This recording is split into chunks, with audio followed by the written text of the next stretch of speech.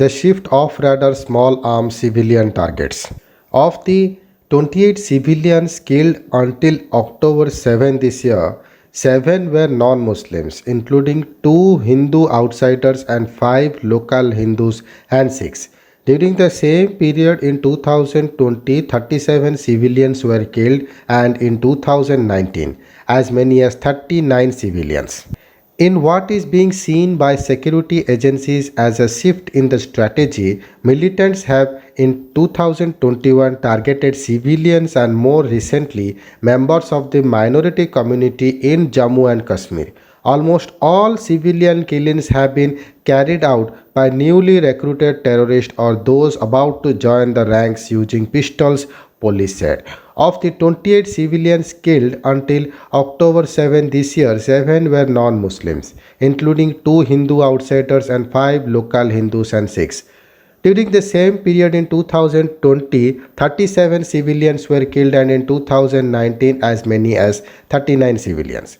Police officers attributed this to the frustration of terrorist handlers following a destruction of their support structure and effective maintenance of law and order. There is a new challenge though. Unlike full-time militants who go missing from their villages or advertise themselves on social media and thus end up figuring on militants' list, these part-timers are largely under the radar and thus difficult to track, a police officer who did not wish to be named said. When contacted, Director General of Police Jammu and Kashmir Dilbag Singh told the Indian Express nearly all civilian killings this year were carried out using pistols, and these weapons were brought in using drones from across the border. He also said the majority of civilian killings have been carried out under the banner of the Resistance Front, although the militants involved in these incidents belong to Hizb and Lashkar. Kashmir Inspector General of Police Vijay Kumar said due to killing of huge number of terrorists of all outfits, especially their leadership, terrorist handlers have started targeting unarmed policemen, innocent civilians, politicians, and now innocent civilians from minority communities including women.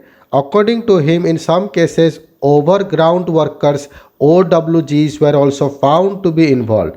The police were identifying all such part-time or hybrid terrorists and strict action will be taken against them, Vijay Kumar said. An officer in the security establishment said the killings have also coincided with an influx of small firearms in the Kashmir Valley from across the border and increased infiltration since July despite the ceasefire between India and Pakistan holding up. On Thursday, the BSF intercepted a consignment of 4 pistols and 8 magazines at the Jammu border. This has been preceded by several March seizures and drone drops of small firearms. An officer in the security establishment said the force presence in the valley is back to pre-August 5, 2019. This reduced presence and an influx of small arms have made it easy for terrorists to launch attacks on soft targets. There is a concerted effort from across the border to target non-Muslim residents of Kashmir to communalize the valley.